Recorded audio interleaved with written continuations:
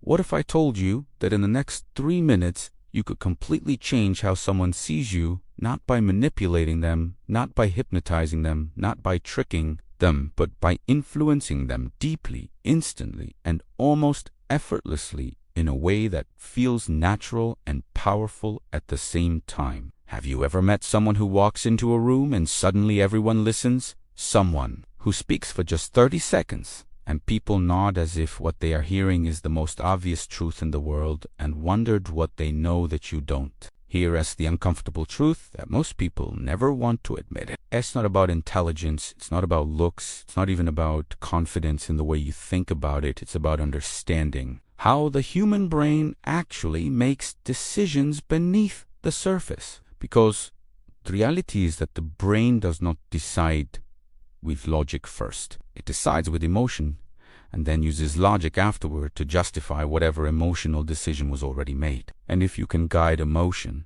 you can guide decisions.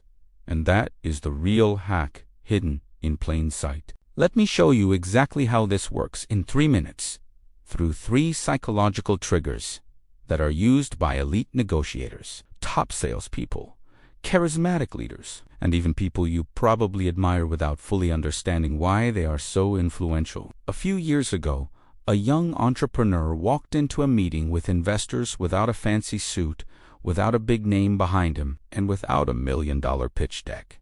Yet within minutes, the energy in the room shifted. The investors leaned in, asked questions, smiled, and by the end of the meeting, they offered him funding. What did he do differently? And why did it work so fast? He didn't start with data, he didn't start with features, and he didn't overwhelm them with statistics. Instead, he started with a feeling by asking, have you ever felt frustrated watching a huge opportunity slip away because the system was too slow? And in that moment, every investor in the room connected with that emotional memory. He triggered a shared emotional experience, and instantly they were no longer evaluating him from a distance.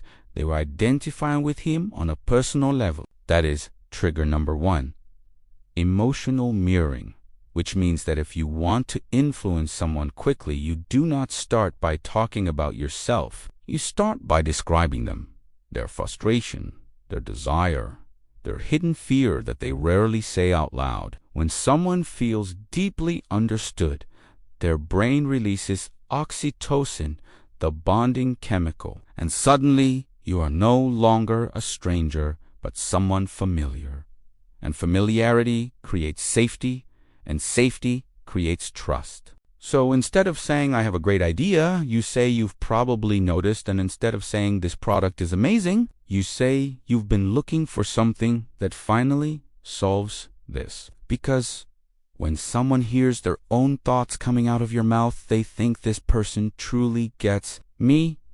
Once someone feels understood, their resistance drops and they become open to what you are about to say next. Now let's move to trigger number 2, which is certainty, because the human brain craves certainty like it craves oxygen. And uncertainty creates stress, and stress creates resistance. But certainty creates authority. Think about the difference between someone saying, I think this might work, and someone saying, this works. And here's why. Because even if the information is identical, that delivery changes everything. Confidence is not about being loud or aggressive. It is about being decisive, about removing hesitation from your voice, your words, and your posture, so that you remove doubt from their mind at the same time. Behavioral psychology consistently shows that people often assume confidence equals competence even when that assumption is not logically justified, which is why in high-stakes negotiations, the calmest person in the room often wins. Not necessarily the smartest or most qualified, but the one who appears most controlled. Calm signals control, and control signals power. So when you speak, you eliminate filler words like maybe, kind of, and I guess, and you replace them with clarity, short, decisive statements, strong pauses, and direct eye contact that reinforces authority. Now we move to trigger number 3, which is scarcity, because this is where influence becomes magnetic rather than forceful. Since humans naturally want what feels rare and devalue what feels overly available, if something is everywhere and accessible to everyone, it feels ordinary. But if something feels limited and selective, it immediately feels more valuable, not because of marketing hype, but because of deep evolutionary wiring. For thousands of years, scarce resources meant survival, whether it was food, shelter, or protection. And your brain still reacts to scarcity in the same instinctive way today. So when you communicate, you do not position yourself as desperate for approval or opportunity. Instead, you position yourself as selective and intentional. Rather than saying, "I'd love for you to join," you say, "We're only taking a few people." And instead of saying, "Please give me a chance," you say, "If this makes sense for you, let's move forward." Because desperation repels while selectivity attracts. Scarcity implies value, and value creates desire without you having to chase it. Now, imagine combining all 3 triggers in one seamless interaction. You begin with emotional mirroring by saying, "You've probably felt how frustrating it is when projects drag on and nothing moves forward." And they nod because they have felt it. Then you continue. You want momentum, you want clarity, you want results without chaos, and now they feel understood on a deeper level. Then you shift into certainty by stating, "That's exactly what I do. I create structured systems that move fast and deliver without hesitation or doubt in your voice." And finally, you introduce scarcity by saying, "I only take on a small number of clients at a time because I focus on quality. So if this aligns with what you want, let's talk," which positions you as valuable rather than needy. In less than 3 minutes, you have aligned emotionally established authority and created desire through scarcity. And that is the framework in action. But here is what most people misunderstand. Influence is not about controlling others.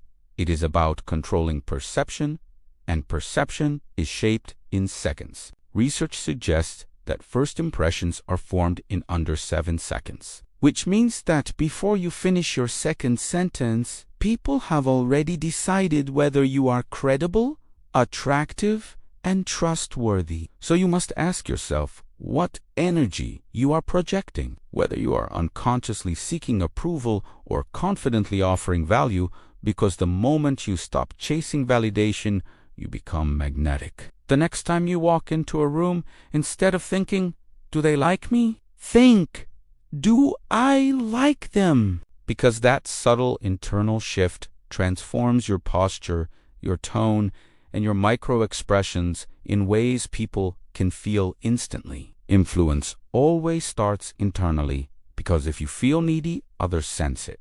And if you feel grounded, others sense that too. Here is a powerful bonus technique called the future frame, where instead of convincing someone why something is good right now, you help them see themselves benefiting from it later. Instead of saying, "This course has great content," you say, "Imagine 6 months from now looking back at this moment and realizing this was the decision that changed your trajectory," which creates a vivid mental movie in their mind. The brain responds to imagined experiences, almost as if they are real. So when someone sees themselves succeeding in that future scenario, they begin to want that outcome emotionally. And when they want that future, they begin to associate you with the path that leads there. That is influence at its highest level, not pressure, but guidance toward a desired outcome. These tools are powerful,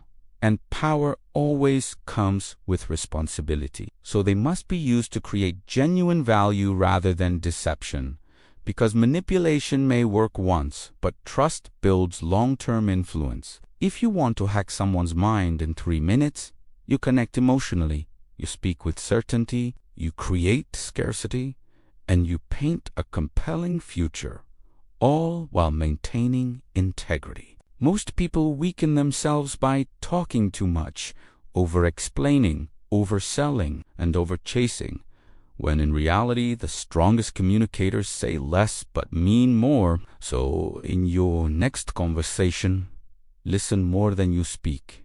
Identify one emotional frustration. Mirror it back clearly. State your solution with confidence.